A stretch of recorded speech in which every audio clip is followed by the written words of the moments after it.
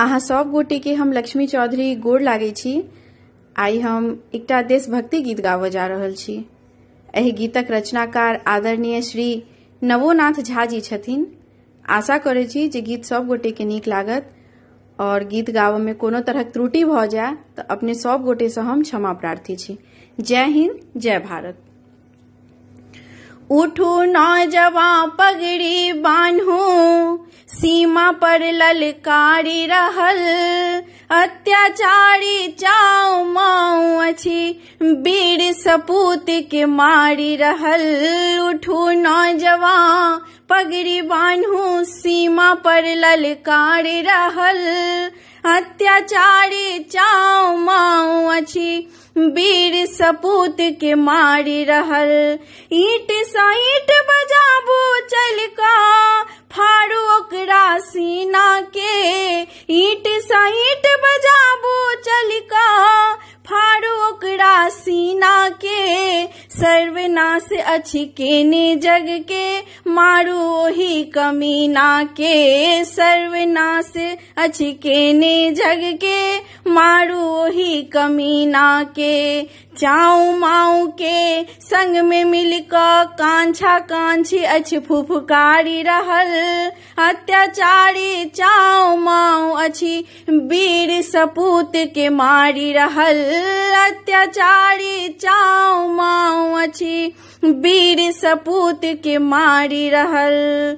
पहिने मारू पेट पर सब मिली, चाइनीज वस्तु बहिष्कार करू। पहिने मारू पेट पर सब मिली, चाइनीज वस्तु बहिष्कार करू।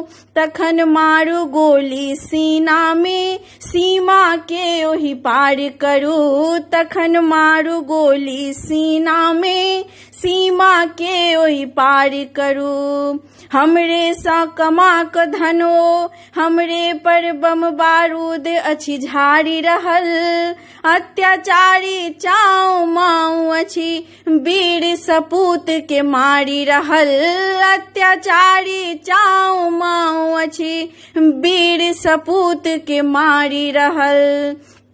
भारत माँ के जे आँखि देखेलक, ओकरा उठि संहार करू। भारत माँ के जे आँखि देखेलक, ओकरा उठि संहार करू। दुश्मन जे तिरंगा छूलक, ओकरा यार पार करू। दुश्मन जे तिरंगा छूलक, ओकरा यार पार करू। देशक कर्ज आई माथा पर चढ़ क जन जन के पुकारी रहल अत्याचारी चाऊ माऊ अछि, वीर सपूत के मारी रहल अत्याचारी चाऊ माऊ अछि, वीर सपूत के मारी रहल। उठू नौजवान पगड़ी बान्हू, सीमा पर ललकारी रहल अत्याचारी चाऊ माऊ अछि,